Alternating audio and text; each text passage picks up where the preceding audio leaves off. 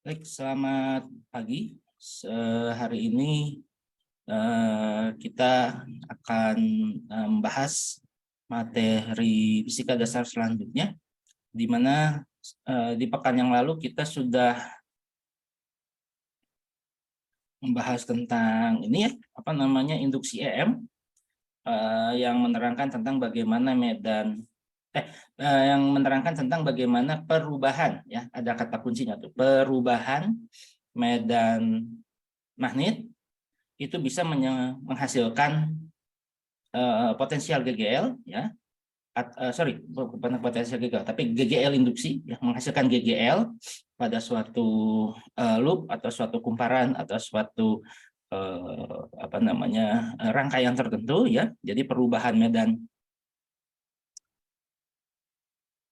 magnet yang disebabkan oleh sebuah magnet metang yang digerak-gerakkan itu menghasilkan GGL pada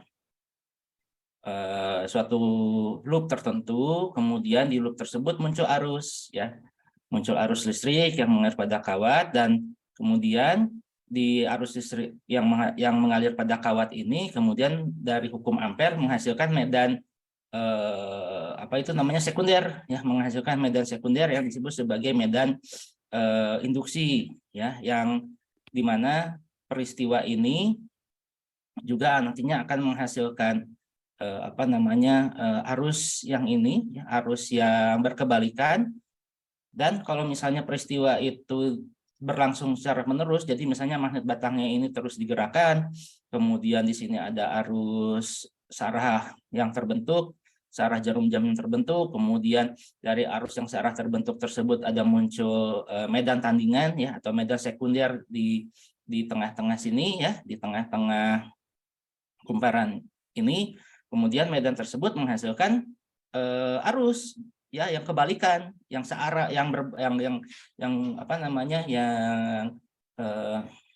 tadi searah ya. Kalau tadi searah berarti sekarang melawan arah jarum jam gitu ya. Dan kalau berlangsung terus-menerus, itulah yang nanti akan menjadi dasar arus AC sebetulnya ya. Karena kalau arus DC itu kan arusnya dia konstan terhadap waktu, tapi kalau di sini peristiwanya kalau misalnya ini terus-terus dilaksanakan ya, maka arus yang nanti mengalir pada kawat itu nanti akan menjadi arus bolak-balik.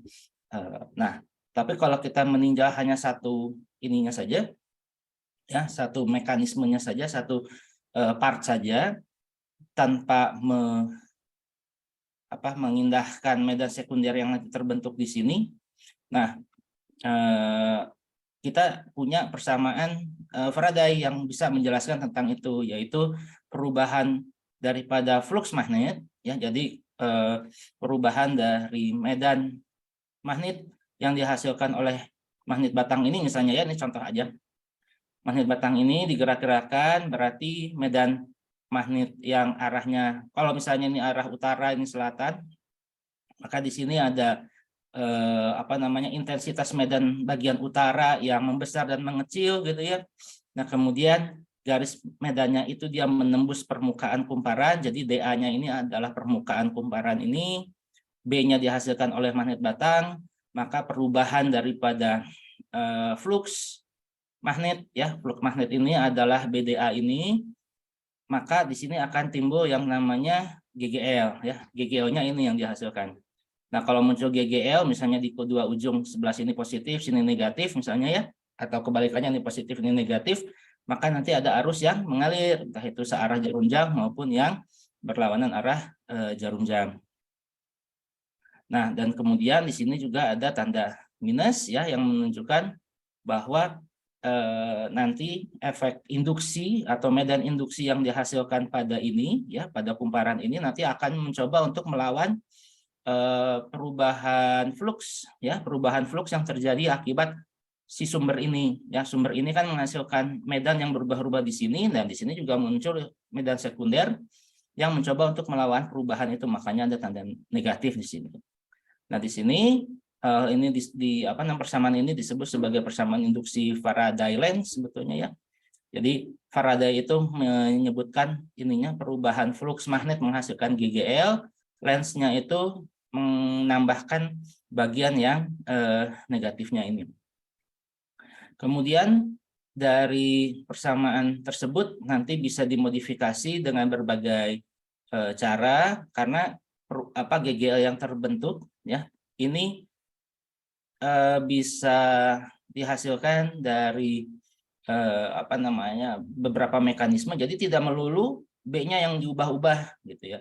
Tidak melulu misalnya tidak melulu fluksnya yang diubah-ubah, atau kita juga bisa mengubah-ubah satu besaran, entah itu luas atau medan, terhadap waktu gitu ya. Jadi tidak harus keseluruhan berubah, tapi salah satu saja berubah maka bisa menghasilkan perubahan flux.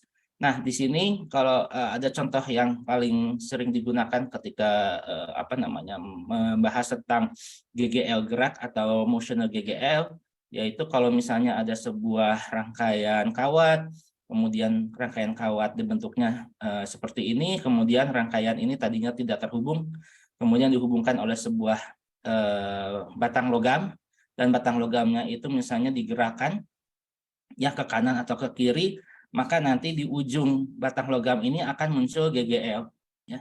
Nanti akan muncul GGL. Kalau misalnya geraknya itu ke kanan, maka nanti akan ada GGL yang terbentuk di sini positif, di sini negatif.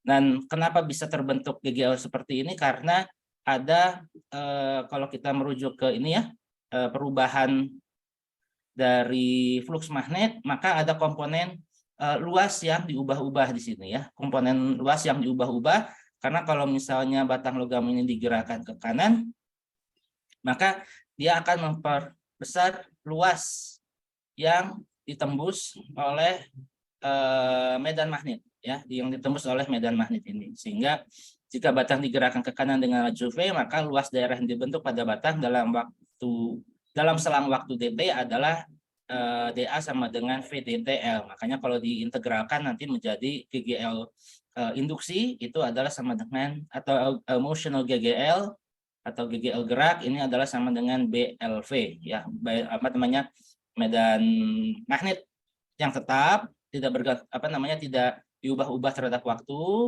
dikalikan dengan panjang daripada logam ini dan dikalikan dengan V ya. V ini adalah kecepatan gerak ke arah kanan. Dan soal nanti bisa divariasikan kalau sekiranya dia nanti bergerak ke sebelah kiri, atau nanti rangkaiannya dibuat, kalau ini kan dia gambarnya ke kiri ya, nanti kalau misalnya gambarnya itu ke kanan seperti waktu Anda lihat di contoh soal ujian yang lalu, nanti tinggal menyesuaikan nanti arah daripada arus induksinya ya. Arus induksinya itu nanti searah jarum jam atau berlawan jarum jam. Di salah satu contoh yang sudah kita lihat kemarin, kalau misalnya situasinya seperti ini digerakkan ke kanan, ini maka akan timbul muatan positif, akan muncul tegangan atau potensial tinggi di atas dan potensial rendah di bawah, sehingga muncul GGL, dan ia nanti akan menghasilkan arus yang mengalir berlawanan arah jarum jam. Kalau misalnya V-nya ini digerakkan ke kiri, maka timbul yang positifnya itu di bawah, yang negatifnya itu di atas. Tapi kalau misalnya arah rangkaiannya ini dibuat kebalik, seperti contoh soal yang kita bahas di hari Rabu yang lalu. Sebentar, saya muat dulu ininya, contohnya.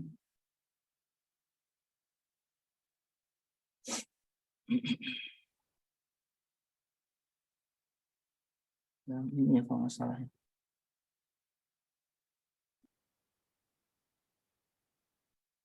Nah, yang ini ya, maka nanti tinggal menyesuaikan saja ininya gimana ya, arah daripada si arusnya itu gimana ya. Ini kan kebalikannya daripada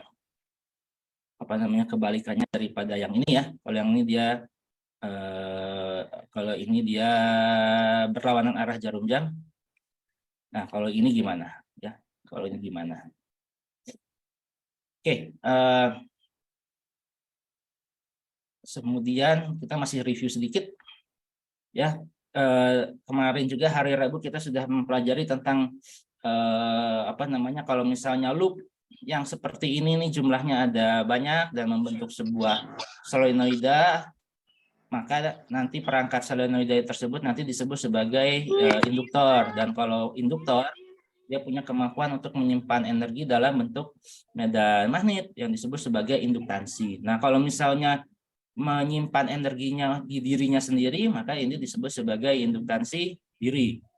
Kalau misalnya dia itu menyimpan di kumparan yang lain, maka itu nanti akan disebut sebagai induktansi bersama. Dan kalau saling mempengaruhi antara kumparan satu dengan kumparan dua, maka nanti di masing-masing kumparan itu nanti akan ada GGL yang dihasilkan oleh kumparan yang lain, tapi juga dihasilkan oleh dirinya sendiri. Makanya nanti ada dua komponen. Kalau misalnya Anda menghitung berapa GGL yang terbentuk di kumparan dua, maka dia dihasilkan oleh induksi dari kumparan satu dan induktansi diri dari dirinya sendiri, ya. Dan baik induktansi diri maupun induktansi mutual atau bersama, satuannya ini sama, ya, yaitu satuannya adalah Henry, ya, satuannya itu adalah Henry. Kalau kapasitansi itu satuannya farad, kalau misalnya muatan itu satuannya coulomb, kemudian kalau tegangan itu satuannya volt. Kalau arus itu ampere, ya, arus listrik itu ampere. Nah, sehingga kalau misalnya nanti kita diminta untuk menghitung berapa energi yang tersimpan pada induktor, nanti bisa kita hitung menggunakan persamaan ini, di mana energi ini tersimpan dalam kapasitor adalah setengah dikalikan L dikalikan I kuadrat, yang perumusannya itu bisa dilihat di materi kuliah yang lalu, ya, karena dia melibatkan integral L, ya, melibatkan integral L DI, ya, integral LDI dan lain sebagainya, sehingga nanti didapatkan ini, ya, karena dari sini nih, ya, dari persamaan ini sebetulnya dari persamaan yang ini, kemudian ini kan GGL. Kalau untuk mendapatkan energi itu berarti kita mengalihkan GGL terhadap arus, ya, mengalihkan GGL terhadap arus, makanya nanti didapatkan yang ini,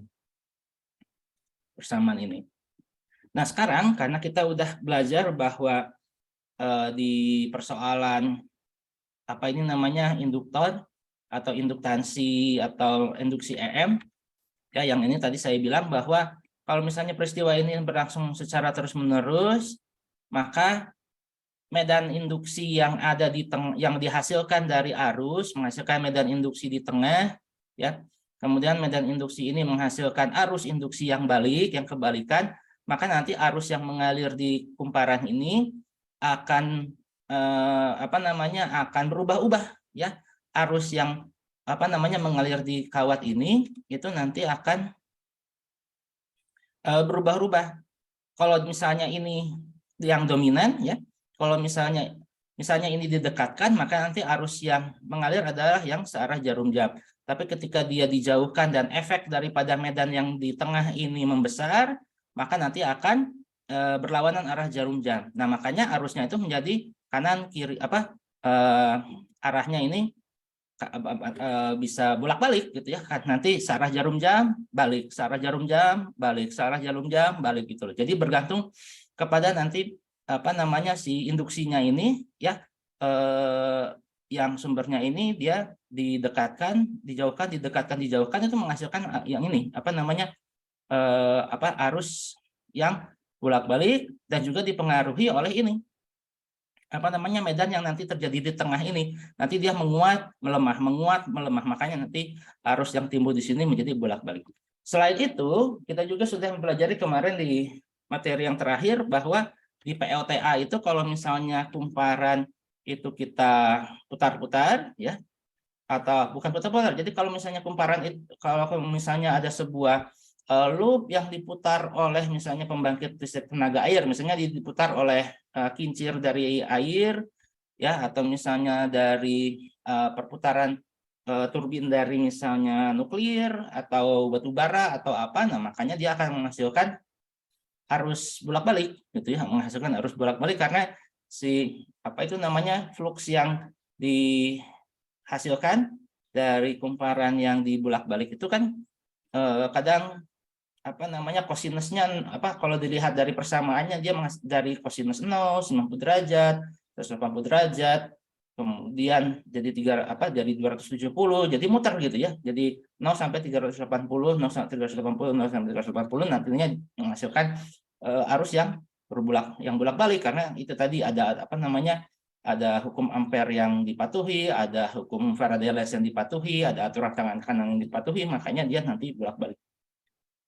Nah, karena arus listrik ternyata juga bisa dibulak-balikan, ya. Kalau di sebelumnya kita murni searah, maka dan juga ternyata sekarang penggunaannya ini sangat sangat luas karena berkaitan dengan distribusi energi listrik dan kita gunakan untuk mengakses kuliah ini misalnya, atau saya menghasilkan video dari dari komputer rumah misalnya menggunakan arus AC.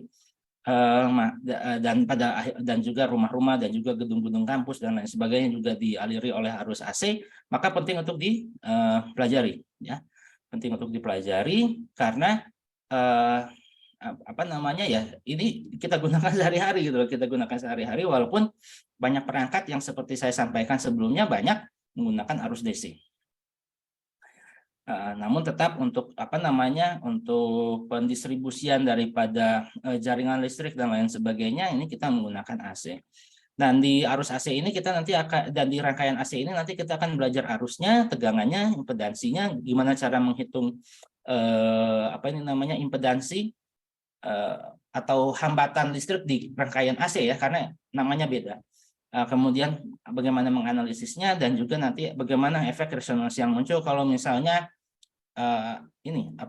kalau misalnya impedansi kapasitor dan impedansi resistor itu saling menghilangkan ya, memiliki nilai yang sama sehingga nanti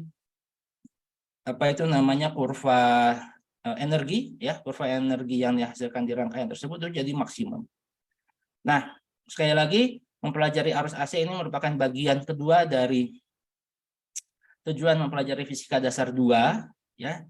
Yang pertama adalah mengetahui tentang bagaimana rangkaian DC dan perangkat-perangkatnya dan detail-detailnya itu dipahami gitu ya. Kemudian yang kedua itu adalah bagaimana rangkaian arus bolak-balik termasuk juga rangkaian dan detail-detailnya itu dipahami, dan yang ketiga itu ya yang berkaitan dengan cahaya ya, berkaitan dengan cahaya.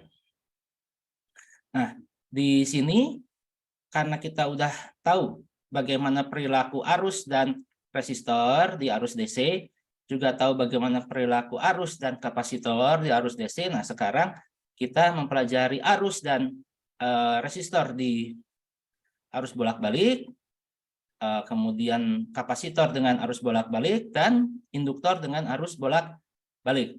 Ya, karena kalau induktor ini kalau misalnya induktor ini dialiri oleh arus searah saja, ya mungkin dia nanti akan muncul medan magnet di sekelilingnya gitu ya. Tapi itu tadi dia tidak akan menghasilkan induksi ya. Dia tidak akan menghasilkan induktansi diri kalau misalnya ini dialiri oleh arus listrik searah. Paling-paling dia hanya menghasilkan medan magnet gitu ya. Tapi secara keseluruhan L ini kalau di arus searah, dia hanya dianggap sebagai kabel biasa aja, nggak ada tujuan khususnya gitu, nggak ada fungsi khususnya. Beda kalau misalnya dia dialiri oleh arus listrik yang berubah-ubah terhadap waktu. Dalam hal ini dia bolak-balik. Nah, kalau bolak-balik maka di sini dia bisa menghasilkan impedansi ya. Satu dan dua dia juga bisa digunakan untuk menghasilkan induksi diri dan bersama ya, menghasilkan induktansi diri dan bersama seperti yang dijelaskan di sini ya. Seperti yang dijelaskan di sini ya, ini ada arus yang berubah-ubah terhadap waktu dan ini juga sama. Ya. Nah, waktu hari Rabu yang lalu kita terakhir ini ya membahas tentang ini bagaimana coil yang diputar secara mekanik oleh air, oleh nuklir, oleh uap, oleh apa itu namanya eh, apa namanya air yang dipanaskan dari batu bara, air yang dipanaskan oleh nuklir, air yang terjun di apa itu namanya di bendungan-bendungan tertentu, dan mekanisme-mekanisme yang lainnya, ini akan membuat yang namanya kumparan ya atau coil ya ini mengalami perubahan flux karena saat dia dipengaruhi oleh sebuah medan yang fix, medan yang tetap, tapi ini ada permukaan yang diubah-ubah terhadap waktu secara rotasional, maka nanti dia akan menghasilkan arus yang searah jarum jam dan berlawan arah jarum jam bergantung kepada kecepatan rotasi daripada ini. Nah, makanya kalau frekuensi PLN kita itu di frekuensi 50 Hz, artinya putarannya daripada ini juga sekitar segitu ya. Kalau misalnya dikonversikan terhadap waktu 50 Hz itu kan berarti 1/50. Nah, berarti nanti si turbinnya itu ya putarannya ya segitu.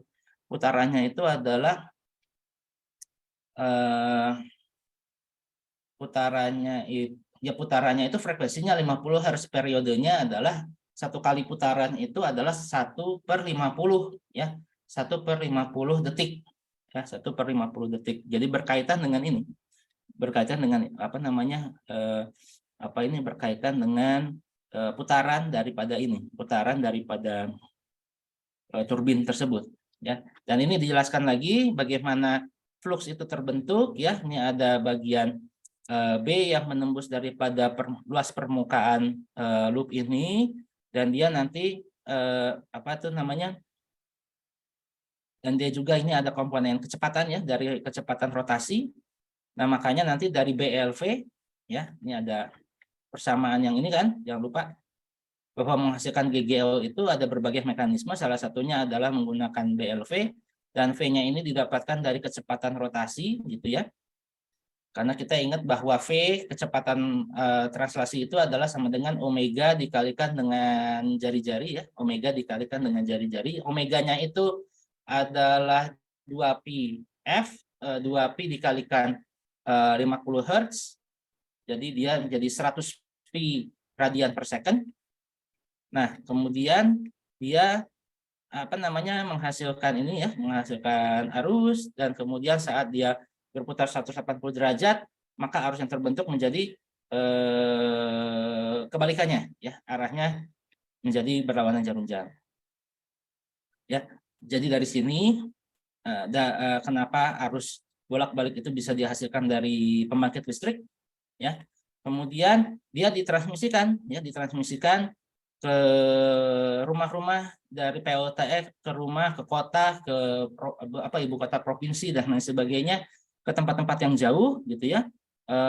Ini karena berbagai faktor ya. Yang paling populer mungkin kalau misalnya Anda baca dokumen, kalau misalnya Anda baca buku lebih lanjut atau misalnya nonton dokumenter apa itu namanya penggunaan apa itu arus listrik bolak-balik dan lain sebagainya, ada berbagai faktor kenapa ini lebih dipilih daripada arus searah ya, karena arus bolak-balik untuk pendistribusian daerah-daerah yang jauh lebih aman, tegangannya apa namanya arusnya bisa dikecilkan, walaupun nanti kompensasinya adalah tegangannya itu adalah tegangan tinggi, makanya kita punya jaringan apa itu namanya kabel tegangan tinggi atau sutet ya. Tapi jauh lebih aman daripada kalau misalnya kita mengirimkan arus dalam searah. Karena kalau searah maka dia nanti bisa itu apa namanya cepat panas ya. Cepat panas artinya dia bisa, kalau cepat panas kan seperti kompor listrik, kabel yang mentransmisikan arus listrik itu nanti bisa cepat panas, nanti bisa bisa jadi berwarna merah gitu ya, malah jadi kompor gitu, nanti itu justru berbahaya. Nah, kalau misalnya dibolak-balikan kan artinya kadang ya apa namanya polaritas negatif, kadang positif, kadang positif, kadang negatif, kadang positif, kadang negatif. Nah, artinya jauh lebih aman. Kalau jadi penumpukan si energi ininya, energi panasnya tidak terlalu besar. Ya, kalau misalnya ada perubahan ini kalau misalnya ada perubahan tegangan atau arus yang mengalir pada kawat tersebut. Kemudian karena ada itu, maka kalau misalnya kita kesetrum akan jauh lebih aman. Kalau misalnya ada makhluk hidup atau manusia itu kesetrum karena sesuatu dan lain hal, misalnya tidak sengaja memegang kabelnya dan lain sebagainya, itu akan jauh lebih tidak berbahaya kalau misalnya, walaupun bukan berarti nggak berbahaya whatsoever ya, tapi maksudnya adalah dibandingkan dengan arus searah akan jauh lebih ini. Kalau misalnya kita kesetrum arus searah, itu efek efek yang ditimbulkannya akan jauh lebih bahaya. Makanya akan jauh lebih bahaya kalau misalnya kita itu tersengat belut listrik misalnya, itu karena arus yang dihasilkan dari belut listrik itu arus searah ya, arus searah. Kalau di alat perangkat elektronik kita kesetrum itu cenderung tidak berbahaya karena arusnya itu karena arusnya itu dibuat kecil ya, arusnya itu dibuat kecil dalam order miliampere. Tapi kalau ini ya, ini dalam order ampere, ini sebetulnya dalam order ampere, dan ini bisa berbahaya.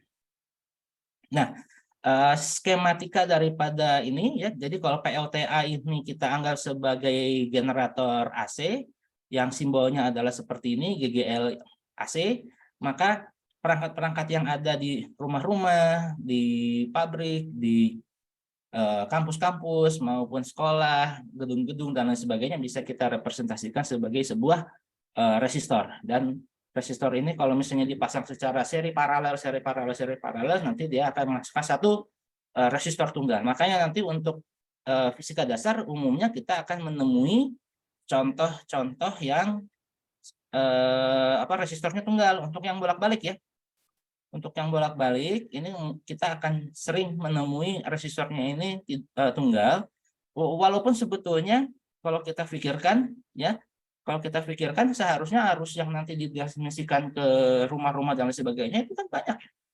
Itu kan banyak, harusnya nanti ada rangkaian di seri paralel dan lain sebagainya. Namun untuk simplisitas ya tentu saja kalau kita buat sekompleks itu ya, serumit itu, jadi dia harus melibatkan R yang macam-macam, ada rangkaian paralel dan serinya ya, nanti ngitung tegangan, ngitung arus dan lain sebagainya akan jauh lebih sulit. Nah, makanya ini dibuat seperti ini. Nah, kalau misalnya kita merujuk ke soal ujian, paling-paling dia nanti akan seperti ini ya.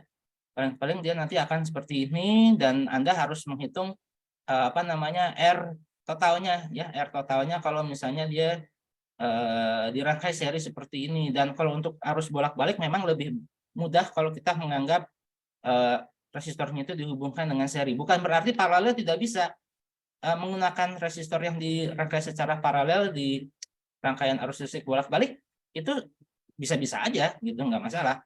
Hanya memang nanti pembagian arus dan tegangannya ya, pembagian arus dan tegangannya akan sedikit lebih rumit karena melibatkan bilangan imajiner. Nah, bagi teman-teman di sini kan banyak yang mengulang ya. Ini kan kelas mengulang. Maksud saya adalah kalau Anda dari kelas mengulang, Anda harusnya udah belajar geomat, matematika teknik, matriks ruang vektor dan lain sebagainya. Nah, itu pasti sudah kenalan sama yang namanya bilangan kompleks. Nah, makanya di FIDAS itu tidak diajarkan kalau misalnya R-nya ini paralel, karena nanti akan melibatkan perhitungan itu tadi, bilangan kompleks itu tadi. Makanya tidak diajarkan. Tapi kalau sekiranya Anda ingin tahu, silakan Anda boleh rujuk ke buku. Bentar, saya ambilkan dulu ya, karena sebetulnya ini bukan buku untuk fisika dasar.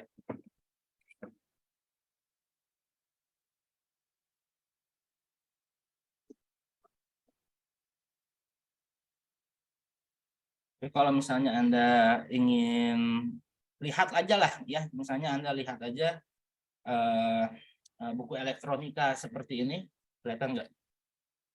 Misalnya ini buku elektronika, atau misalnya Anda di jurusan ketika belajar, kalau di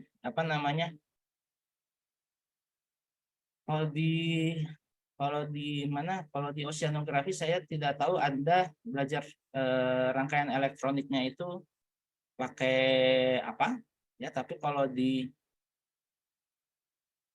teknik geofisika kan Anda belajar elektronika untuk geofisika ya. Nah, itu harusnya di buku yang Anda gunakan itu, entah itu buku Malvino atau bukunya Pak Sutrisno atau bukunya apa ya, yang tipe-tipenya basic elektronik, harusnya ada tuh ininya penjelasan tentang bagaimana menghitung rangkaian arus bolak-balik kalau misalnya resistornya dipasang secara paralel atau induktornya dipasang secara paralel atau kapasitornya dipasang secara seri. Nah, itu ada caranya. Nah, tapi untuk ini, untuk apa namanya, untuk FIDAS 1, untuk FIDAS 2 ini enggak diajarin secara spesifik. Jadi kalau ada persoalan seperti soal ujian tahun lalu, maka yang harus Anda lakukan adalah menghitung R total, EO total sama C totalnya aja ya. R total, C total sama ini. Karena kalau diparalelkan seperti ini untuk kapasitor kan Anda tinggal menghitung kapasitansi total ya. Kapasitansi total adalah C1 tambah C2. Berarti nanti ada punya C tunggal ya dari total. Kemudian kalau induktor dibuat apa ini? Seri seperti ini, dia perilakunya seperti resistor ya, karena ini kan mirip-mirip ya apa namanya, kabel-kabel juga gitu loh ya. Kabel-kabel juga, makanya nanti L-nya ini adalah L totalnya L1 tambah L2. Nah, begitu juga R totalnya resistor hambatan totalnya itu adalah ya R1 tambah R2 aja seperti itu. Nah, kemudian tapi pengaruhnya itu nanti akan kita lihat di materi selanjutnya tentang impedansi ya, sama perilaku daripada fase. Nah, karena di sini berbeda dengan arus listrik searah, di arus listrik bolak-balik mengenal yang namanya fase apa ini namanya, tegangan dengan arus. Kalau di arus arah kita nggak perlu tahu ya, nggak ada itu ya, karena apa namanya, perilaku daripada arus maupun tegangan itu bukan bersifat harmonik seperti ini ya. Kalau bolak-balik itu kan artinya dia bersifat ininya kalau direpresentasikan dalam persamaan matematik kan dia sifatnya harmonik ya. Entah itu dia perilakunya berupa apa namanya, fungsi sinus ya, ini namanya fungsi sinus. Kenapa fungsi sinus? Karena di fase 0 ya, atau di waktu 0 dia 0. Kemudian di sini dia yang apa, saat T-nya ini menyerupai 90 derajat atau radian ya, atau waktunya ini sampai pada pi/2 radian ya, waktunya itu sama dengan pi/2 radian, maka dia positif. Pada saat dia waktunya ini pi ya, atau serupa dengan 180 derajat, maka dia 0. Kemudian dia di apa ini namanya, 3 pi/2 dia negatif ya. Dia negatif, kemudian di 2 pi dia menjadi 0 ya. Jadi ini adalah jadi ini adalah fungsi sinus. Tapi tidak berarti tapi bisa juga Anda menggunakan untuk menjelaskan tegangan maupun arus, juga bisa menggunakan kosinus ya. Tapi harus ada fasenya ya. Bedanya di situ. Kalau dia ini menggunakan fungsi kosinus, maka grafik yang ini ya, grafik yang ini itu kita tulis sebagai kosinus ya, kosinus sudut ya, kosinus sudut ditambah fase, dan fasenya ini adalah minus 90 derajat ya, minus 90 derajat. Makanya inilah yang menjadi perbedaan antara arus searah dengan bolak-balik. Maka nanti apa namanya, karena tegangan dan arus ini direpresentasikan oleh sebuah fungsi harmonik yang ditulis dalam fungsi sinus atau kosinus, dan ada fasenya ya, ada fase antara arus dan tegangan, terutama untuk yang ini, terutama untuk komponen mana ya, nggak ada, terutama untuk komponen induktor L dan kapasitor, itu nanti akan ada yang mendahului ya, arus sama tegangan itu akan apa namanya, ada yang mendahului. Kalau tidak salah, kalau di induktor itu arus yang mendahului 90 derajat, tapi kalau di kapasitor tegangannya yang mendahului 90 derajat. Kalau di resistor arus maupun tegangan itu dalam satu fase yang sama, ya. Nah, penjelasannya seperti apa? Kita langsung aja, ya. Oh ya, ini ilustrasi saja ya, untuk ilustrasi saja tentang kenapa kalau di ini tadi apa ucapan saya yang tadi itu seharusnya ini ya ilustrasinya, bahwa kalau di arus bolak-balik itu sekarang kita mengenal yang namanya fase. Dan kalau misalnya arus bolak-balik ini kita gambar ulang ya, kita gambar ulang dalam diagram fase, maka nanti ada ini ya, ada panah atau fasor atau fase vektor dari tegangan, ada fase vektor dari arus. Dan apa ini namanya, setiap ini ya, setiap komponen maupun baik itu arus maupun tegangan itu dia punya yang namanya sudut ya, sudut fase, dan ada beda fase nanti ya, nanti ada itunya, ada. Nah, kalau misalnya di arus arah ini nggak ada diagram fasenya, ini dia ininya 0 ya, arahnya ini ke 0 derajat, dan yang nggak ada ininya, nggak ada maknanya gitu loh, nggak ada maknanya. Jadinya di arus DC, di arus searah ini nggak ada. Tapi kalau dibolak-balik karena fungsinya ini harmonik, maka dia ada punya fase vektor ya. Nah, kenapa ada fase vektor ya, ini karena ada sudutnya, ada sudut yang dibentuk oleh fungsi harmonik, makanya dia seperti ini. Nah, di arus bolak-balik maka tegangan seperti yang disebutkan dia dalam fungsi harmonik, maka di dalam komponennya ya, di dalam ininya nih, di dalam tanda kurungnya ini ada sudut ya. Nah, tapi sudutnya ini sebagai fungsi waktu. Sudutnya ini sebagai fungsi waktu, makanya seperti ini 2πf ya, 2πf, F-nya ini adalah frekuensi daripada putar ya, frekuensi putar daripada si generatornya, atau frekuensi arus atau frekuensi tegangan bolak-balik seperti yang saya sebutkan, PLN frekuensi ininya, frekuensi listriknya 50 Hz. Nah, inilah yang nanti akan kita pakai, frekuensinya 50 Hz. Kalau di luar negeri itu ada yang frekuensinya 55 Hz, ada yang 60 Hz, dan lain sebagainya.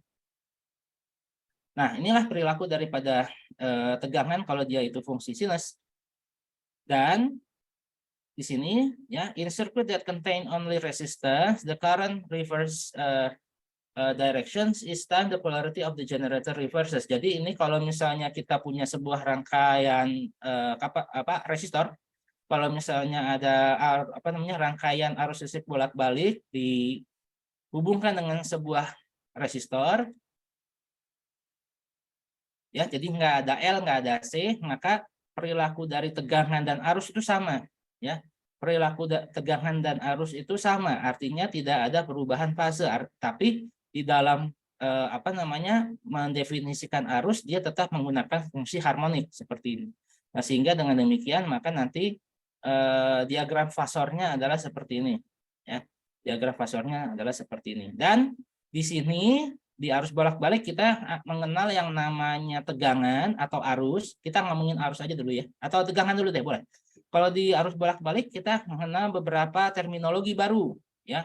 Kalau di arus searah kita hanya mengenal tegangan ya tegangan aja, arus ya arus aja gitu ya. Nah, kalau di bolak-balik nanti kita akan mengenal yang namanya ini adalah fungsi tegangan ya. V ini sebetulnya adalah fungsi tegangan terhadap waktu ya, fungsi tegangan. V0 ini adalah tegangan maksimum, yaitu yang tegangan puncak ya, atau lembah ya. Tapi ini simetris. Jadi dari sini ke sini sama ini ke sini ini sama ya. Nah, jadi kita hanya tinjau aja yang puncaknya aja, misalnya yang maksimumnya aja. Nah, V0 ini juga disebut sebagai Vmax atau tegangan maksimum ya. Tegangan maksimumnya ini merupakan salah satu komponen dari fungsi harmonik ini. Jadi kalau di arus bolak-balik tegangannya ini tidak tetap, tapi fungsi waktu, yaitu fungsi harmonik ini. Nah, ini V0-nya ini adalah Vmax-nya. Nah, kemudian nanti ada yang dikenal lagi sebagai VRMS ya. VRMS itu adalah tegangan rata-rata ya. Tegangan rata-rata dari satu buah ini, dari satu buah fungsi, dari satu buah puncak ini gitu ya. Tegangan rata-rata dari satu buah puncak ini, nanti besarannya beda lagi ya. Jadi nanti kita akan mengenal yang namanya tegangan mengenal tegangan sebagai fungsi waktu, akan mengenal tegangan maksimum dan akan mengenal yang namanya tegangan RMS. Di arus juga sama. Karena arus di sini adalah fungsi tegangan terhadap waktu dibagi dengan R, karena ini adalah rangkaian resistor murni ya, jadi hanya punya resistor aja. Maka ketika ini dibagi oleh satu konstanta R saja, maka nanti akan muncul yang namanya I0 sinus 2pi Ft, di mana I0 ini adalah arus puncak atau arus maksimum, I adalah arus sebagai fungsi waktu. Jadi kalau di arus bolak-balik, I itu di waktu-waktu tertentu nilainya beda-beda. Gitu. Ada yang kadang 0, kadang dia itu berapa, 1 volt, 2 volt, atau ya dia bergantung kepada Vmax, bergantung kepada Imax dan juga tadi arus ya. Kalau arus itu misalnya nanti dia bisa 1 miliampere, 2 miliampere dan lain sebagainya gitu. Jadi dia bergantung kepada fungsi waktunya yang harmonik ini. Ya, kadang dia maksimum, kadang dia justru jadi negatif ya dan lain sebagainya. Nah, tapi perilaku daripada tegangan sama arus ya, karena dia ini hanya pembagian biasa saja, maka lihat dari fungsinya aja kan 2pi Ft, ini 2pi Ft juga. Nah, makanya ketika digambar di diagram Fasor dia searah gitu. Dan tetanya ini ya, tetanya ini sudutnya ini yang dibentuk oleh panah arus sama panah tegangan itu ya 2pi Ft ini sudutnya nih ya. Ini sudutnya, ini ininya yang direpresentasikan di sini di diagram fase. Nah, kemudian kalau kita menghitung daya, ya daya itu kan tegangan dikalikan dengan arus, ya. Tegangan dikalikan dengan arus. Nah, tegangannya adalah fungsi seperti ini, arus adalah fungsi seperti ini. Ya udah, nanti hasilnya adalah I0, arus maksimum dikalikan tegangan maksimum dikalikan sinus kuadrat dari sudutnya, ya. Sudutnya itu adalah 2pi Ft. Nah, sehingga kalau misalnya tadi grafik seperti ini, grafik tegangan dan arusnya ini harmonik seperti ini, ada positif negatif, tapi kalau daya itu selalu positif ya. Daya selalu positif karena nih sinus kuadrat ya, sinus, kalau fungsi sinus maka dia ada positif negatif. Tapi kalau sinus kuadrat ya, komponen yang ini ya, komponen yang negatif ini kalau dikuadratkan kan jadi positif ya, makanya nanti dia akan menjadi seperti ini. Ya, akan menjadi seperti ini. Nah, makanya ketika nanti menghitung VRMS dan IRMS itu nanti ada yang namanya average power. Itu nanti ada faktor setengah ya. Nah, dari sinilah rumusan itu berasal ya. Dari situlah rumusan itu berasal karena ini tadi kalau misalnya kita ingin menghitung sesuatu yang rata-rata ya, menghitung satu rata-rata artinya kan kita ingin mengisi yang ini nih, yang kosong, yang ini kan kosong, yang ini juga kosong. Yang ini juga kosong, tapi dia kan diisi sama yang bagian atas nih, ya, diisi sama yang bagian atas ini ke sini, ini ke sini, ini ke sini. Makanya nanti ada faktor yang setengahnya ini. Nah, makanya nanti I RMS sama VRMS itu nanti ada faktor pembagi 1/2-nya, ya. Ada pembagi 1/2-nya karena ini nanti akan diakarkan, ya. Kalau ini diakarkan kan ini jadi 1/2 gitu, karena nanti dibagi rata gitu ya, akan dibagi rata antara I0 arus sama tegangannya.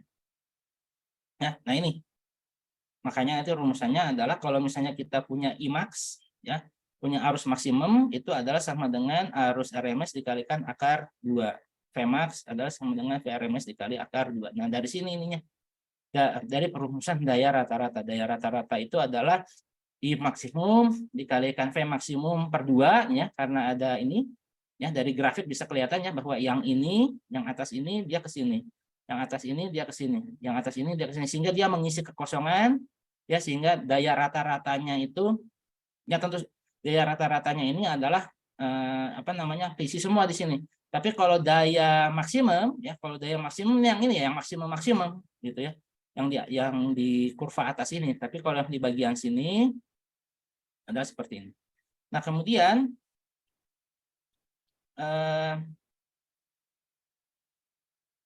persamaan-persamaan yang ini jangan untuk keperluan kita ya setidaknya selama fisika selama Anda belajar fisika dasar ya minimal ini jangan kebalik-kebalik atau jangan lupa gitu ya. Karena ini ya seperti menghitung tegangan RMS ya kita menggunakan persamaan Ohm biasa aja VIR gitu ya. Kemudian kalau misalnya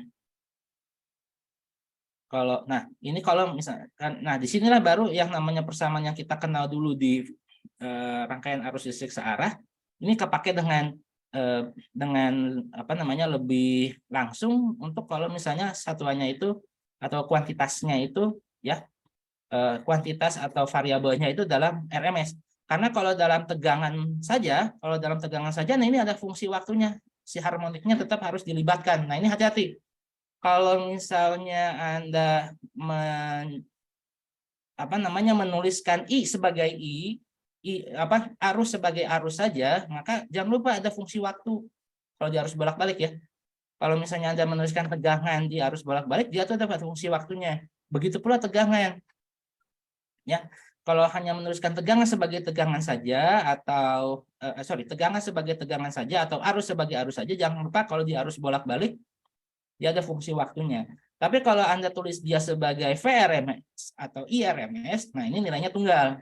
Ya, ini nilainya tunggal. Nah, Pak, bisa nggak kalau misalnya Vmax? Nah, Vmax juga bisa. Vmax adalah sama dengan Imax dikalikan dengan R. Tapi udah itu aja. Jadi, kalau ini misalnya VRMS sama dengan IRMS kali R, maka tentu saja Vmax adalah sama dengan arus maksimum dikalikan dengan R. Tapi hati-hati, jangan V sama dengan IR. Kayak waktu di arus searah. Kalau di arus bolak-balik, VIR itu ya ini, ada fungsi waktunya. Ya. Hanya hati-hati. Nah, begitu pula nanti menghitung daya. Kalau hanya menghitung daya saja, ya ini, ada fungsi waktunya, dikuadratkan lagi. Tapi kalau mengusahakan daya rata-rata, ya ini bisa V RMS dikalikan I RMS atau V maksimum dikalikan I maksimum dan daya disipasi nanti berkaitan dengan ini. Misalnya daya yang digunakan oleh resistor nanti adalah yang ini. Ya, hati-hati. Jadi jangan tulis begitu saja ya. Nah, kalau nanti di arus bolak-balik hal-hal seperti hukum Ohm dan juga menghitung dayanya itu hanya betul untuk RMS, variabel-variabel RMS atau maksimum. Karena kalau tidak ada keterangan RMS atau maksimum, maka Anda harus gunakan yang fungsi waktu. Kalau enggak nanti salah. Atau nanti disalahkan sama yang meriksa ujian Anda. Nah, contoh soal ini bisa kita lihat sebuah perangkat stereo dihubungkan dengan colokan di rumah, kemudian si receiver ini mengirimkan arus ke ini speaker ya. Nah, speaker ini hambatannya adalah 8 ohm. Kemudian arus yang diberikan di sini maksimumnya adalah ya peak voltage. Peak voltage ini artinya tegangan maksimum ya. Tegangan maksimum atau tegangan puncak ya. Itu 34 volt. Ya, 34 volt. Nah, sekarang diminta untuk menghitung berapa tegangan RMS. Ya udah, berarti tegangan maksimum dibagi akar 2, hasilnya segini. Arus maksimum, kita hitung saja dia dari hukum Ohm untuk komponen RMS. Ini dapat I-nya sebesar 3 ampere. Kemudian daya rata-rata. Nah, daya rata-rata PRMS dikalikan IRMS hasilnya 72 watt. Ya. Nah, jadi ini adalah sebetulnya ini dayanya ini, kenapa ini ada tulisan di bawah. Jadi average power for this circuit ya. Ini jadi kalau misalnya pertanyaannya seperti yang tertulis di sini adalah berapa daya rata-rata dari rangkaian ini. Nah, ini VI ya, berarti daya yang dihasilkan oleh GGL ya, daya yang dihasilkan oleh GGL ya. Daya yang dihasilkan oleh GGL pada rangkaian ini adalah tegangan ya dikalikan dengan arus. Tapi kalau ditanya berapa daya yang dikonsumsi oleh speaker, maka nanti adalah I kuadrat RMS ya, I RMS kuadrat dikalikan dengan resistansi daripada si speaker ini. Hasilnya adalah sama ya. Hasilnya adalah sama yaitu 72 watt. Nah, sekarang kita akan lihat kalau misalnya induktor dan kapasitor itu digabungkan di rangkaian kita, apa yang akan terjadi?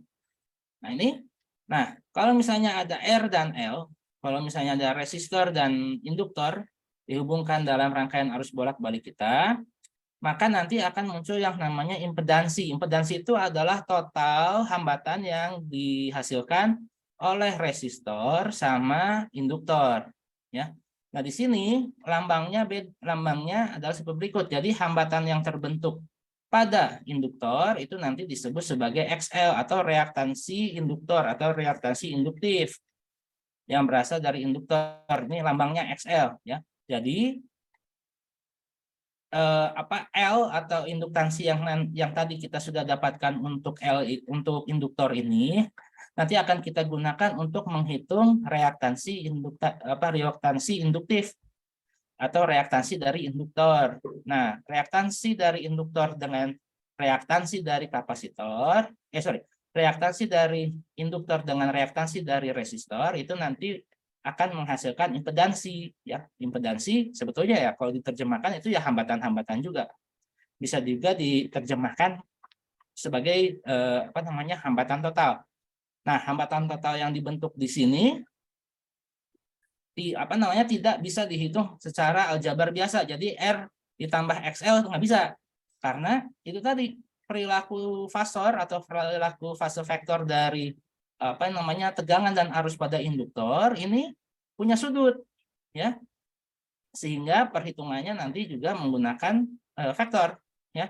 Jadi besar dari impedansi baru bisa kita dapatkan kalau kita mengkuadratkan R, mengkuadratkan nilai impedansi induktor, dikuadratkan, terus diakarkan.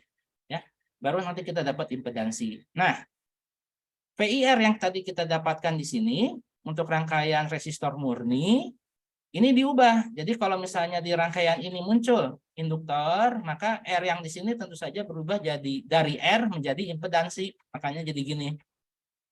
Nih. Makanya jadi gini. Makanya saya coret VIR nggak boleh ada di sini. VIR nggak boleh kalau misalnya dalam rangkaian arus bolak-balik di sini muncul L atau R atau ada L dan C ya. Jadi kalau R murni maka ini oke. Tapi kalau misalnya ada L dan C ya atau L saja atau C saja dengan R maka ini berubah menjadi impedansi. Ya. Berubah menjadi impedansi. Dan perilaku fasornya ya perilaku vektor fasor fase vektornya menjadi seperti ini ya ada tegangan induktor yang 90 derajat terhadap tegangan resistor. Nah ini bedanya ya. Jadi kalau di induktor yang namanya tegangan yang terbentuk di sini walaupun kalau diukur pakai multimeter itu muncul angka tapi secara vektor dia punya arah yang berbeda dan dia mendahului 90 derajat terhadap tegangan ini mendahului 90 derajat terhadap tegangan resistor ya mendahului 90 derajat terhadap tegangan resistor. Nah, makanya kita akan mengenal yang namanya sudut fase ya. Sudut fase itu adalah sudut yang dibentuk oleh vektor tegangan R dan vektor tegangan L ya. Dari resistor sama induktor. Nah, inilah nanti ada sudutnya ya. Nanti ini ada sudutnya. Dan nanti biasanya kalau di soal ujian misalnya ya, kita rujuk di sini. Ya, ini ada persoalan seperti ini. Ini ada waktu di ujian tuh ada persoalan seperti ini. Pertanyaan pertama, tentukan impedansi total. Impedansi total kita dapatkan dengan cara kita hitung berapa R total, L total sama C total, kemudian nanti kita hitung berapa Z-nya ya. Impedansi di sini maksudnya adalah Z. Z itu adalah akar dari R kuadrat ditambah X L ya, XL dikurangi XC kuadrat atau impedansi dari induktor dikurangi impedansi dari kapasitor kemudian nanti dikuadratkan. Kemudian tentukan tegangan sebagai fungsi waktu. Ya udah berarti di sini ini ada arus. Ya ini ada fungsi arus IT sama dengan 3. Nah, ini 3 ini langsung 3 ampere ya. Ini 3 ini adalah adalah I maksimumnya ya.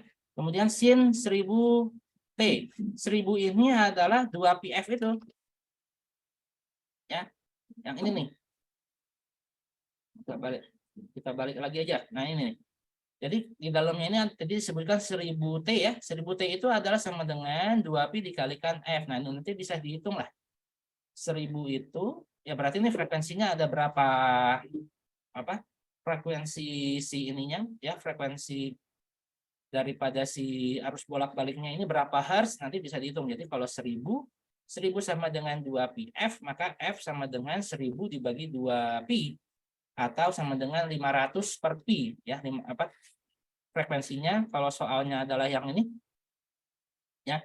Kalau soalnya adalah yang ini maka ini frekuensinya adalah 500 per pi ya. 500 per pi, jadi 500 dibagi 3,14, nanti silahkan Anda hitung sendiri berapa ininya, berapa apa itu namanya, berapa frekuensinya. Nah, kemudian untuk menghitung berapa tegangan sebagai fungsi waktu, ya udah tadi kan sudah dapat impedansi di sini. Di nomor A, impedansinya ini berasal dari R, L, sama C. Nah, kalau udah dapat impedansinya, maka nanti dibagi ya. Bukan dibagi, dikali justru ya.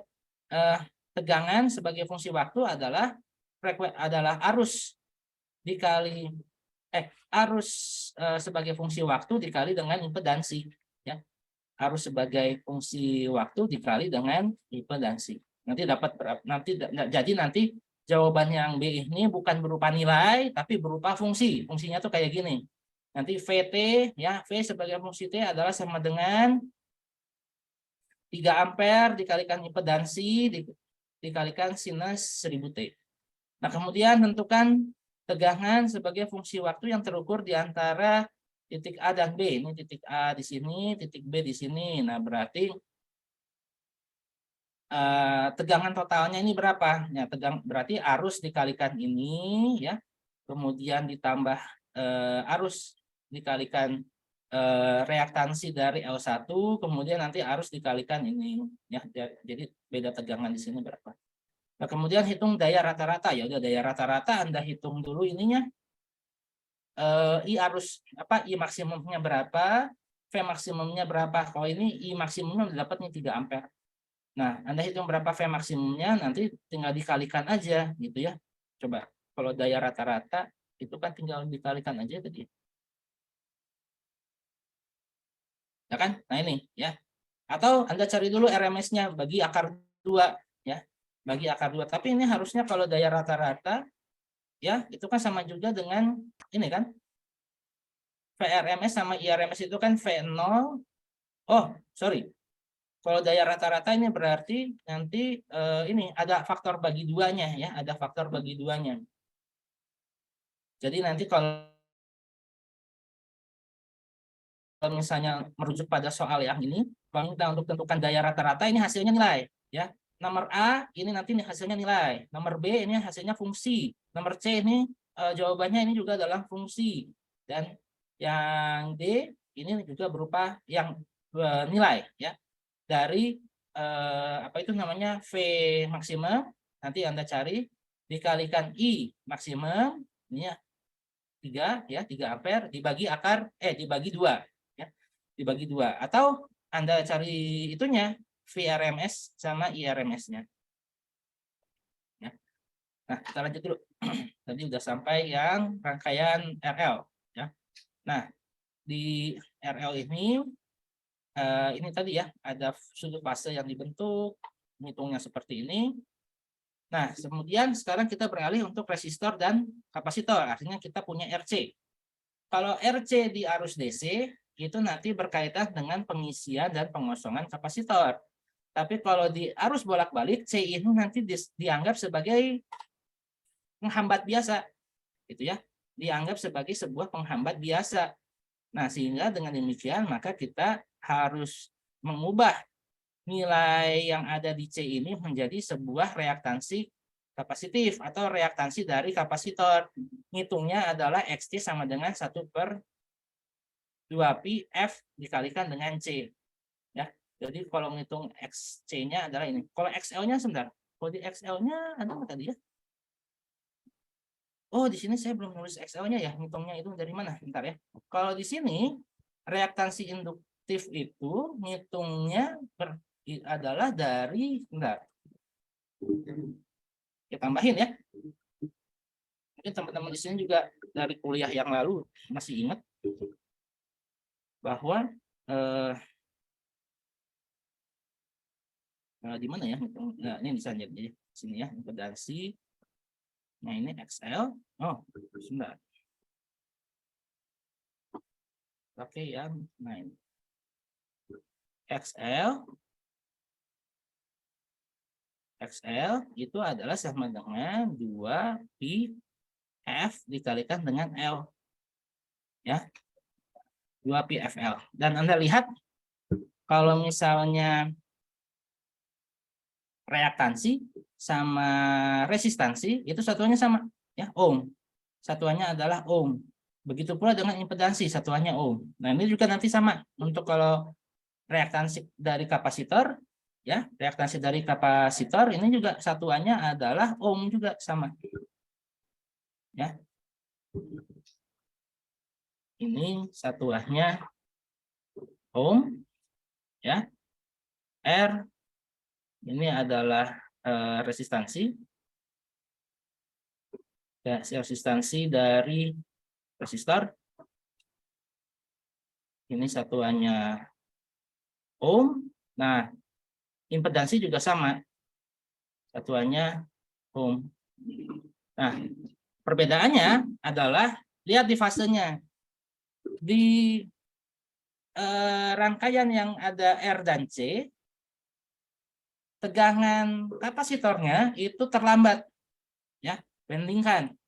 Kalau yang ini induktor, dia tegangannya mendahului dari resistor. Ya, saya perbesar. Ya, nih mendahului kalau di induktor. Tapi kalau di kapasitor dia justru kebalikannya, dia terlambat 90 derajat. Ya, terlambat 90 derajat dari tegangan pada resistor ya. Jadi tegangan yang ada di sini sama tegangan yang ada di sini ya, itu nanti beda baik arah maupun besar. Ya. Jadi nanti Vmax yang ada di sini, Vmax yang berasal dari sumber itu nanti akan dibagi ke R sama C ya. Akan dibagi ke R sama C. Bisa sama, bisa ada salah satu yang lebih besar. Tapi yang pasti apa itu namanya sudut yang dibentuk oleh tegangan pada resistor sama tegangan pada ini kapasitor itu berbeda 90 derajat, di mana yang VC-nya itu terlambat ya, makanya panahnya seperti ini. Nah, sedangkan untuk menghitung sudut fasenya ya, menghitung sudut fase yang nanti dibentuk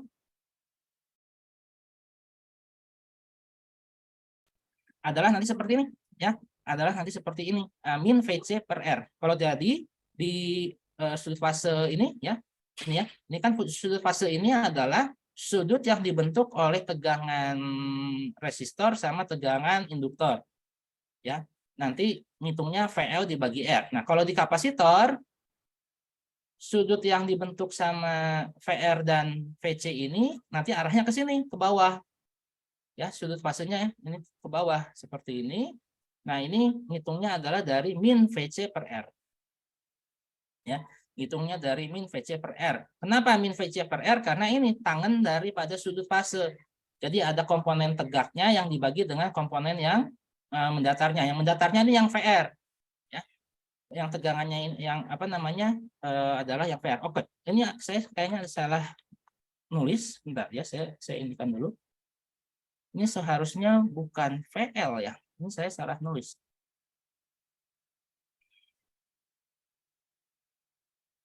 Yang ini harusnya dia itu ini apa namanya? Saya salah nulis. Bentar ya, bisa sesat. Yang betul itu adalah XL ya. Reaktansi induktif, bukan tegangannya ya. reaktansi induktif dibagi dengan dibagi dengan R. Nah, gini ya. Atau bisa juga dari sini. Sebetulnya kalau dilihat dari sini ya, kalau dilihat dari sini, kalau dilihat dari diagram fasor ini sebetulnya yang aslinya itu seperti ini. Ini saya koreksi lagi. Nah, yang betul itu adalah sebetulnya adalah VL. Pakai ping aja lah ya. Pakai ping aja. Karena saya ngikutin pakai yang ini ya. Ngikutin dari grafik yang ini. Ini sebetulnya adalah VL dibagi dengan VR. Aslinya seperti ini. Tapi karena arus yang mengalir karena arus yang arus maksimum yang atau arus inilah arus RMS yang mengalir pada R dan L ini sama, maka ya udah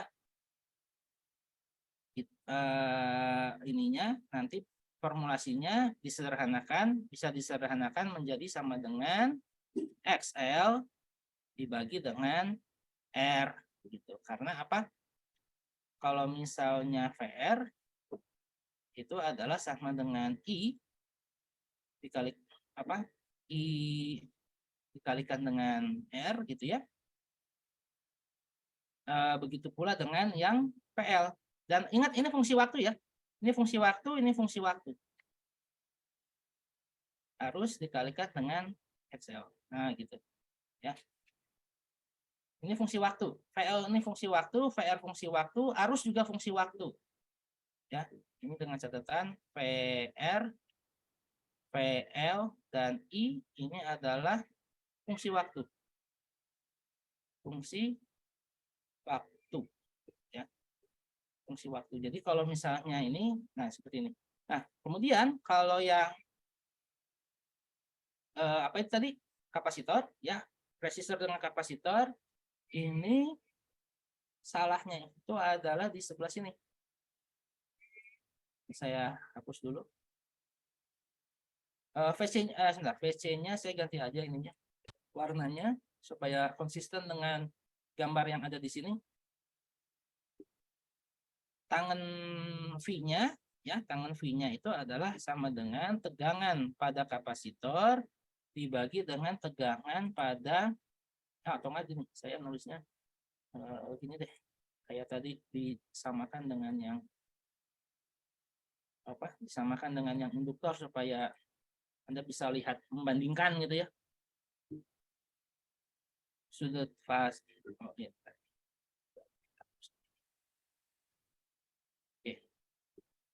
Nah, sudut fase V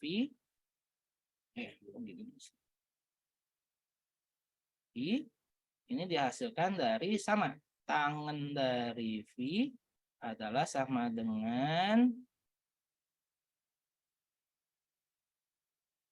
sesuatu dibagi sesuatu ya. Nah, kita ini kan kita samakan dengan yang ini. Kita samakan dengan yang ini, pembaginya adalah si VR. Ya, jadi si bagian yang horizontalnya itu adalah yang VR. Makanya nanti di sini VR-nya yang ini. Ya, VR-nya itu yang ini. VR. Nah, tapi Anda lihat VC-nya itu ke bawah. Ya, VC-nya itu ke bawah. Jadi ada VC di atas tapi ada negatif di sini. Nah, gitu. Nah, makanya nanti kalau misalnya ini ya, jangan langsung ke situ. Di sini dulu. Kita jangan lupa bahwa yang namanya ini kan ada VRMS sama dengan IRMS kali ZC, maka tegangan pada resistor saya tulis ulang sama dengan arus dikalikan dengan R. Tegangan pada kapasitor adalah sama dengan arus dikalikan impedansi dari kapasitor atau indukansi kapasitifnya. Nah, makanya di sini kita bisa hitung dia sebagai berikut. Minus XC ya, XC dibagi dengan R. Nah, ini baru tepat. Ya. Jadi kalau menghitung berapa tangan ininya, tangan V-nya yang dibentuk oleh VC dan VR nanti seperti ini. Ya. Nah, oke, ini penjelasan lebih lanjut saja. Nah, ini perilaku fase, kalau apa namanya, ini perilaku apa namanya fase ya. Kalau misalnya tegangan dan arus itu ini, tegangan dan arus itu mengalir, sorry, kalau misalnya kita meninjau arus dan tegangan pada rangkaian resistor murni kayak gini. Nah, ini apa namanya dalam representasi grafik tegangan terhadap waktu, arus terhadap waktu. Kalau ini dari apa resistansi terhadap frekuensi, ini bisa kita lihat nilai daripada resistansi itu flat ya. Resistansi itu apa namanya menghasilkan apa namanya R-nya itu nggak berubah terhadap waktu ya. R-nya itu tidak berubah terhadap frekuensi, tidak berubah terhadap waktu, jadi dia flat seperti ini. Sedangkan kalau apa itu namanya kalau kita tinjau kapasitor ya. Kalau misalnya kapasitornya ini murni ya, kapasitornya ini hanya di dalamnya ada kapasitor, maka nanti perilakunya seperti ini ya. XC reaktansi kapasitif terhadap frekuensi itu ada seperti ini. Jadi dia makanya kenapa persamaannya itu XC sama dengan 1/2 pi FC ya, karena gini ya, semakin frekuensinya itu tinggi maka nilai dari apa namanya reaktansinya atau penghambatnya itu mengecil ya, makanya seperti ini. Sedangkan kalau digambar ininya, kalau digambar apa ini namanya, kalau digambar fungsi tegangan dan arusnya bisa terlihat bahwa si arus itu terlambat ya, si arus itu dia apa namanya, oh sorry, yang merah itu adalah yang apa? Oh, merah itu arusnya ya. Ya, arusnya itu mendahului atau tegangannya terlambat ya. Atau tegangannya terlambat. Nah, makanya dia nanti bentuknya nih ya, ada perbedaan sudut fase plus 90, artinya dia terlambat ya, mendahului ini ya. Sorry, sebentar. Pada rangkaian kapasitor murni, arus pada kapasitor mendahului tegangan, arus mendahului tegangan sebesar 90, sehingga perbedaan sudutnya adalah seperti ini. Nah, jadinya dia kayak gini ininya. Kalau bentar. Oh ya, yang ini nih ya.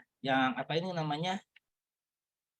Yang ininya terlambat. Nih, yang VC-nya dia terlambat, tapi si ininya ya sebentar, arus pada kapasitor mendahului tegangan sebesar positif 90. Kapasitor. Oh iya, betul betul betul.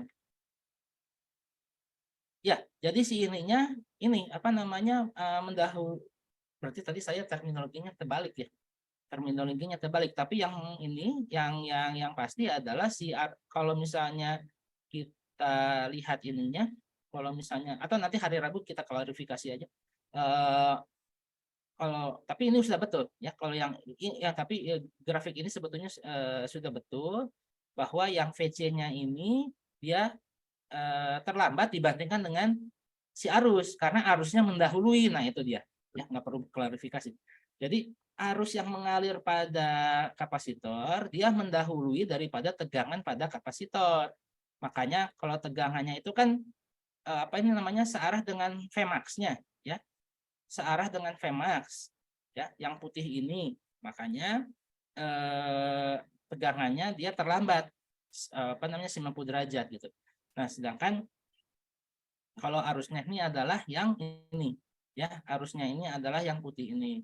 Nah, kalau induktor dia justru mendahului ya, si tegangannya ini mendahului, jadi si arusnya terlambat ya, si arusnya ini terlambat dibandingkan si apa itu namanya tegangan pada si induktor. Tapi kalau di kapasitor dia terlambat, arusnya mendahului ya, makanya di sini sebut pada rangkaian resistor murni tegangan dan arus ini kalau tegangan ini resistor ya, ini resistor murni.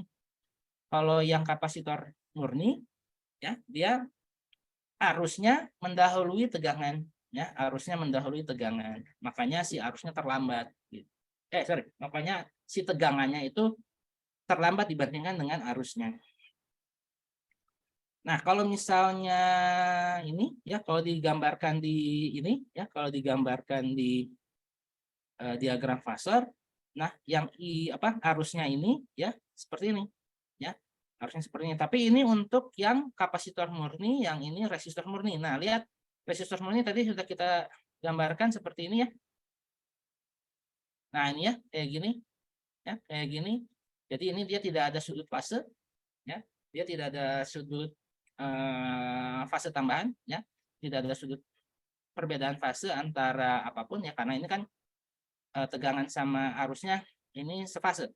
Tapi kalau di sini, kalau di induktor, tegangan dan fasenya itu si tegangannya mendahului atau arusnya terlambat dibandingkan dibandingkan dengan tegangannya.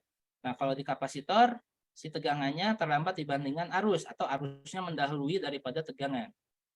Nah, makanya nanti perilaku daripada si fasornya seperti ini. Ini kalau misalnya kapasitornya ini murni ya, kalau misalnya di dalam rangkaian arus listrik bolak-balik ini hanya ada kapasitor, itu sebagai rangkaian kapasitor murni, maka perilakunya kayak gini. Tapi tadi ya, tapi tadi kita lihat bahwa kalau misalnya R dengan C ini digabungkan, maka I0 ini nanti akan mengikuti daripada si Vmax ya. Akan mengikuti kepada si Vmax. Nah, kalau misalnya induktor ya, kalau misalnya induktor dia kayak gini ya, perilaku reaktansinya terhadap frekuensi itu adalah linear ya. Jadi dia berbanding lurus. Kalau yang tadi dia berbanding terbalik. Berbanding terbalik ya, seperti ini ya. Jadi XC ini XC, ini ini XC, ini F, maka seiring naiknya F maka XC-nya turun. Tapi kalau di induktor seiring naiknya F maka XL-nya naik. Nah, ini juga kalau kita lihat ini perilaku daripada tegangan dan arusnya pada induktor murni ini minus 90 ya. Jadi arusnya terlambat atau tegangannya mendahului arus gitu ya. Nah, makanya ini seperti ini. Nah, makanya kalau kita bandingkan, kalau ada satu resistor murni seperti ini, kalau ada satu kapasitor murni dia seperti ini, kalau induktor murni dia seperti ini. Nah, makanya ketika R dan L digabungkan, nanti jadi gini.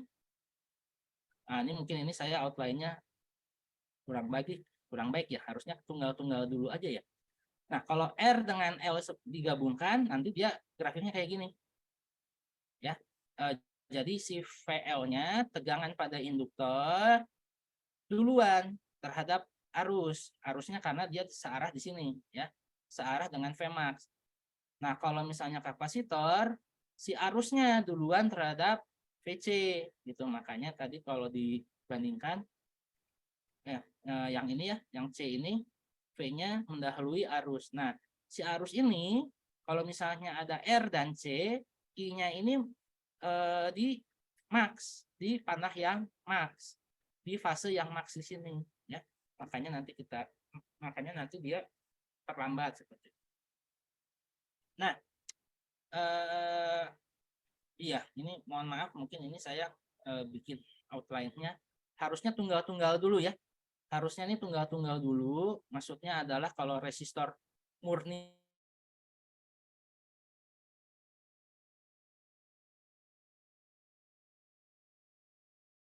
baru nanti dikombinasikan RL sama RC gitu ya. Jadi itu prosesnya. Baru nanti terakhir adalah RLC ya.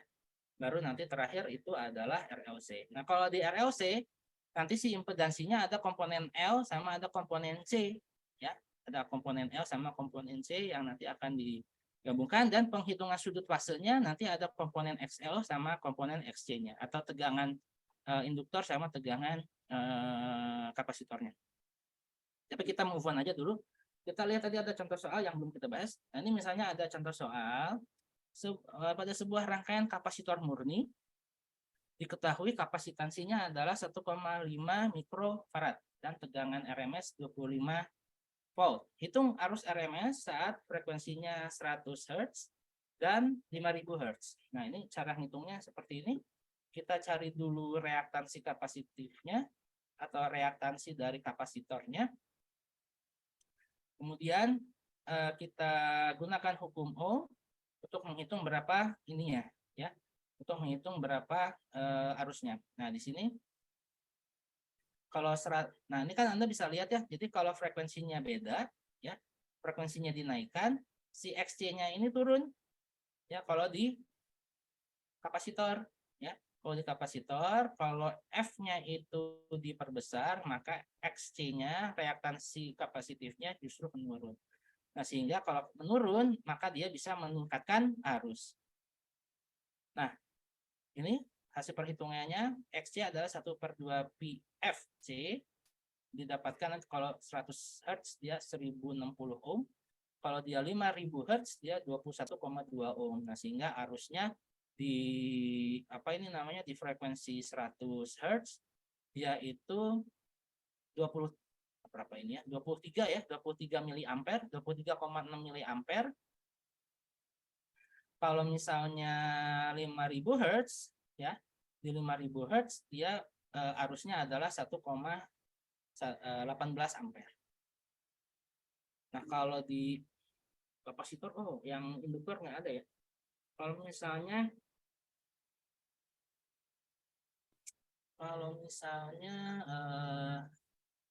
pakai yang aja nih. Kita pakai contoh soal yang sama, contoh soal yang mirip. Apa sih ini? Pada sebuah kapasitor ini kita ini aja ya. Contoh soal reaktansi kapasitif, contoh soal reaktansi induktif gitu ya. Contoh soal reaktansi induktif.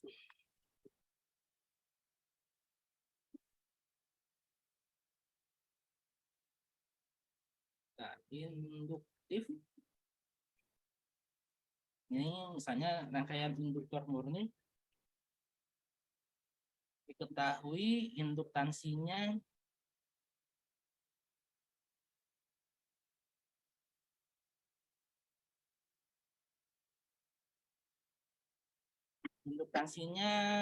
bentar, kita pakai yang dari soal deh, saya nggak punya bayangan. Induktansinya misalnya ini ya 10 mili Henry misalnya. Induktansinya 10 mili Henry. Mana 10 mili Henry, 10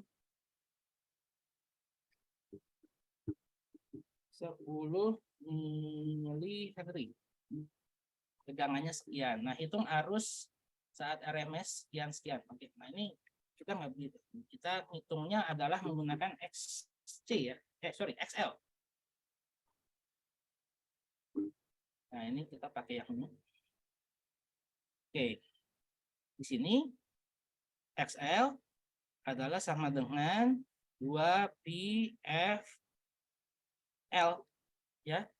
2 pi FL.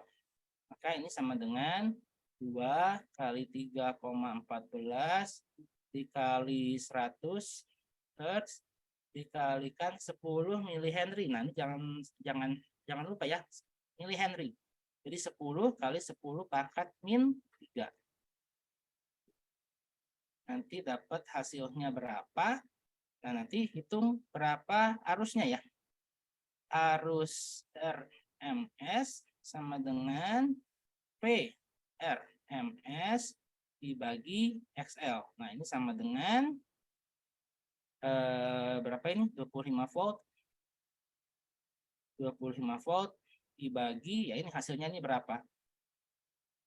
Ya, hasilnya itu berapa? Enggak ya? Oh, ini sebentar ya. Ini mudah nih. Ini tapi yang pembagian itu yang agak susah. Ini kali ini 2 dikali 3,14 itu kan 6,28. Berarti ini 6,28 kali 10 pangkat 10 pangkat 1000. Oh, habis ini. Ya, ini habis ini. Ya, kali ini 10 pangkat min 3 dikali 10 jadi 10 pangkat min 2. 10 pangkat min 2 dikali 10 pangkat 2 ya udah jadi 0, jadi 1 kan. Berarti ini adalah 6,28 ohm. Nah, ini berarti 6,28 ohm. Nanti sekarang silakan dicari. Ini sekitar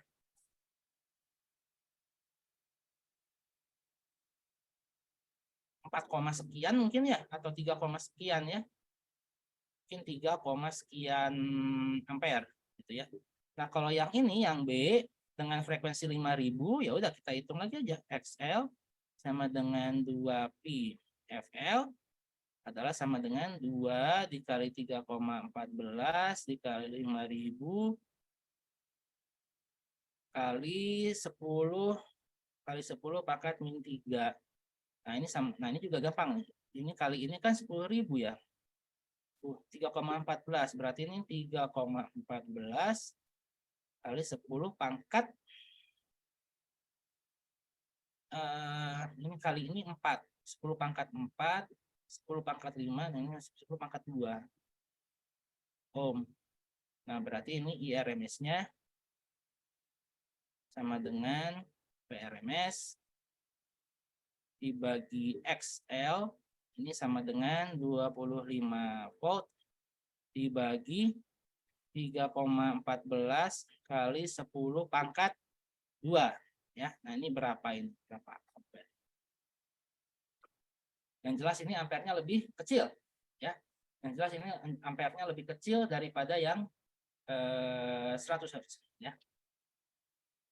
Nah, sekarang kita gabungin ya. Di materi terakhir hari ini, sekarang kita gabungin. Kalau R, L, dan C itu digabungkan, maka impedansinya menjadi seperti ini. Hukum ohmnya untuk komponen RMS-nya seperti ini. Ya. Saya nyalakan pointernya. Yang RMS-nya nanti seperti ini, ya, hukum ohmnya. Komponen apa namanya? Impedansinya atau hambatan totalnya adalah sama dengan akar dari R kuadrat ditambah XL min XC kuadrat. Ya. Kalau yang tadi, ya, kalau tadi RL, ya, kalau RL seperti ini, ya, kalau RC seperti ini, ya, kalau RC seperti ini, tapi kalau RLC dia kayak gini, ya, dia seperti ini. Jadi si reaktansi dari kapasitor mengurangi yang induktor. Ya. Kenapa seperti ini? Karena nanti bisa kita lihat dari sini juga nih. Nih, dari kurva fasor. Ya. Dari kurva fasor bisa terlihat bahwa kalau L dan C digabungkan, maka ini ada komponen arus yang saling meniadakan ya. Atau ada komponen nanti tegangan yang saling meniadakan. Yang inilah, itu dari sini nih. Ya. Dari sini aja. Tadi kan ada RL sama RC. Nah, tegangan pada L kan kayak gini. Ya. Panahnya kayak gini, ini RL. Nah, kemudian kalau yang RC, dia panahnya kayak gini. Nah, makanya nanti apa itu namanya, karena si VC-nya ini 90 derajat 90 derajat terhadap yang VL-nya adalah plus 90 derajat terhadap VR, maka nanti ketika digabungkan nanti akan kalau RLC itu kayak gini. Mana ya? Nah, ini dia. Ya. Ini kayak gini. Oh, mohon maaf, ini saya ralat. Ya, mohon maaf, ini saya ralat, ternyata yang arus itu ternyata oke, jadi sekarang konsisten bukan terhadap Vmax. Arus itu ya, kalau arus itu yang mengalir pada ya. Kalau arus itu yang mengalir pada, maaf ya, ini saya banyak klarifikasi. Nanti kalau hari Rabu kalau masih bingung silakan nanti hari Rabu ditanyakan ya. Hari Rabu kita gunakan nanti yang sesi sorenya itu untuk jawab pertanyaan. Jadi ini konsisten ya, ini konsisten. Jadi yang namanya arus, oke, yang namanya arus pada rangkaian RC itu tadi saya bilang dia itu di Vmax ya. Itu saya ralat ya. Si arusnya itu adanya di ini, di VR. Ya, arusnya itu ya di VR. I. Jadinya konsisten. Tadi saya sebutkan kalau di rangkaiannya itu kapasitor murni, si arusnya mendahului 90 derajat. Ya, arusnya mendahului 90 derajat dari tegangan. Nah, ini konsisten. Nah, begitu pula dengan yang ini. Yang mana ini? RL. Yang RL itu yang namanya arus itu mengikuti di sini. Nah, sini searah dengan VR. Dan dia ini, ya ini arus nih. Nah, kalau arus, karena kalau misalnya kita lihat tadi di resistor murni ya, kalau kita lihat tadi di resistor murni, mana grafiknya?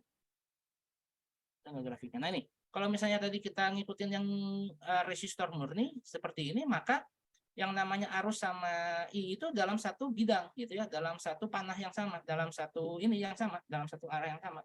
Makanya nanti kalau ada RL sama RC, si arusnya itu tetap berada dalam satu bidang dengan VR. Ini atau saya ini aja. Ini nanti saya perbesar lah ya. Ini karena kita udah di penghujung. Ya ada di penghujung waktu kuliah. Tapi saya akan ini kan, saya akan hentikan sampai poin ini ya, RLC. Jadi kita menggabungkan R, L, dan C dalam satu rangkaian jadi seperti yang persoalan ujian ini. Nah, kalau persoalan ujian ini maka nanti impedansinya ngitungnya dari sini, kemudian nanti diagram fasenya seperti ini. Ya, karena ini sekarang menjadi kombinasi daripada fase RL dan fase RC ya. Nah, kalau RC sama RL digabungkan maka ya ini komponen XL sama XC-nya atau VL sama VC-nya ini dalam satu bidang tapi berlawanan arah. Makanya ini XL min VC-nya ini munculnya dari sini. Dan yang namanya arus itu sefase dengan tegangan pada resistor ya. Sefase dengan tegangan pada resistor. Jadi bukan Vmax-nya, bukan. Saya ralat ya, bukan di Vmax-nya, bukan di ini, tapi di resistornya. Nah, makanya si apa itu namanya perilaku daripada arus terhadap kapasitor, arus terhadap apa itu namanya tegangan resistor itu konsisten. Kalau pada kapasitor arus mendahului tegangan pada kapasitor, tapi kalau di induktor arus terlambat terhadap VL ya, terlambat terhadap VL. Nah, makanya nanti ketika menghitung fasenya ya, menghitung fase V ini jangan salah ya. Nah, jangan lupa kalau di rangkaian arus listrik apa bolak-balik kita mengenal yang namanya ini phase angle ya, ada sudut fase antara arus dan total tegangan ya, dengan tegangan total karena ada R dengan LC ya. Karena ada R dengan LC maka kalau di arus bolak-balik Vmax itu berbeda fasenya dengan PR ya. Nah, ini sudut fasenya ini. Nah, sudut fasenya ini dihitung dari sini PL min VC per VR atau sama dengan XL min XC per R. Nah, untuk menghitung daya rata-ratanya ya, untuk menghitung daya rata-ratanya kalau tadi kan VI saja ya, adalah VI saja. Nah, ini sekarang karena ada ini, ada sudut fase ini maka ada tambahan cosinus V ya, ada tambahan cosinus V. Atau kalau dihitung disipasinya total dia adalah I kuadrat Z cos V seperti itu. Nah, tentu saja ini mungkin kalau masih membingungkan nanti silakan hari Rabu ditanyakan kembali untuk klarifikasi dan lain sebagainya. Tapi mudah-mudahan jika tidak ada halangan maka pada hari Rabu nanti kita akan yang sesi paginya adalah membahas penyelesaian modul tutorial 4 dan yang sesi sorenya adalah membahas lanjutan rangkaian arus AC. Tapi ini ya, kalau misalnya nanti ada pertanyaan terkait apa itu namanya pembahasan modul 1, 2, 3, 4, silahkan ditanyakan juga ya, baik itu di sesi sore maupun di sesi tutorialnya ya. Jadi ini adalah agenda perkuliahan kita pada hari ini. Jangan lupa mengisi daftar hadir ya, supaya kehadiran Anda ini 80% ya, karena itu jadi syarat untuk mengikuti ujian ya, dan mendapatkan nilai ya, dan mendapatkan nilai. Bagi rekan-rekan di sini yang apa namanya yang belum mengumpulkan PR ya, yang belum pernah mengumpulkan PR, harap segera mengumpulkan walaupun statusnya terlambat ya. Yang penting ada masuk nilai ya. Yang penting ada masuk nilai walaupun terlambat. Kalau ada PR yang terlambat segera memasukkan ya. Segera memasukkan. Oke, dari untuk sesi ini saya kira demikian. Ini saya stop share aja. Terima kasih atas perhatiannya. Nanti hari Rabu insya Allah kita ketemu di ruang 9705 membahas modul tutorial 4 sama melanjutkan bahasan tentang ini ya, rangkaian arus bolak-balik. Oke, saya tutup, saya stop recordingnya.